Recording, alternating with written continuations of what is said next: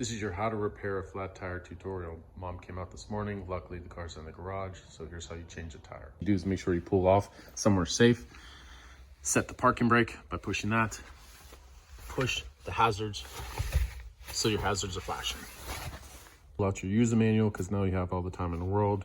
Go to the index at the back and look up how to change a tire. Look under tire. The spare tire for the van is located just behind the driver's and passenger seat. Make sure you move the seats full forward so that you have access to it. Take off the panel and then you pull this up. Pull this clip. You have access to the tire. There's going to be a floorboard that you have to remove, and then you have to take the carpet, pull it up, and you're going to see this foam toolkit underneath.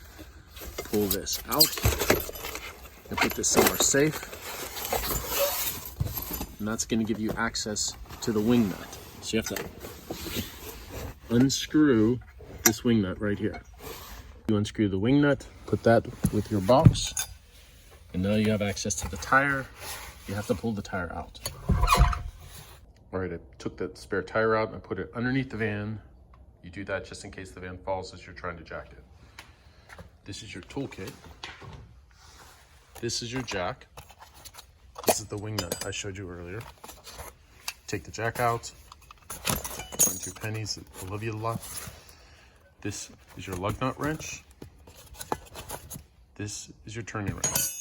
Every car has a jacking location. You have to find it.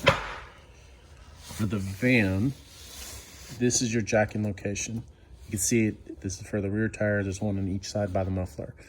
This is where you can put your jack. Unloosen the jack. So use this tool, put it in the hole, or you could just turn this to get this started. So you're turning like this. Right's tight, left's loose. Before you start jacking, always loosen the lug nuts first.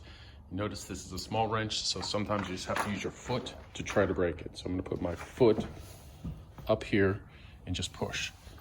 To jump up in order to make that break. So I'm 225, so you guys are gonna have to use a lot of force to break those. The lug nuts are loose, but not taken off. You just loosen them, that's it. Then you go back to jacking. There's a gap right here. You're gonna fit that into your jacking position. I'm doing this by hand now, and now I'll start jacking. You take this curved end, you put it in here, then you put this square piece in this hole. This up about this high. You just want it enough to get the tire off the ground. Now I'll use the wrench to finish the lug nuts. Lug nuts are off. Remember, right's tight, left's loose. I smoothly took the tire off and the wheel to expose the rotor and the brake pads. Now I'm going to carefully pull that out because that jack is stressed for 3,000 pounds, but you don't want to trust your life with it, so don't bump it. This side and this side, that's concave. If you don't know which side to use, the valve always sticks out. So I'm going to put it on this way. There's also a sticker here. Carefully slid this on. Now I'm going to put the lug nuts on, and notice I put the opposite sides. I put one on top, then one on bottom, then I'm going to go across and finish here. Tighten, but not super tight yet. I hand tightened all 5 lug nuts. Now I'm going to use the wrench to tighten them all the way. So right's tight, left's loose. Lug wrench as much as possible, but notice that the tire spins. So I tightened them as much as I could.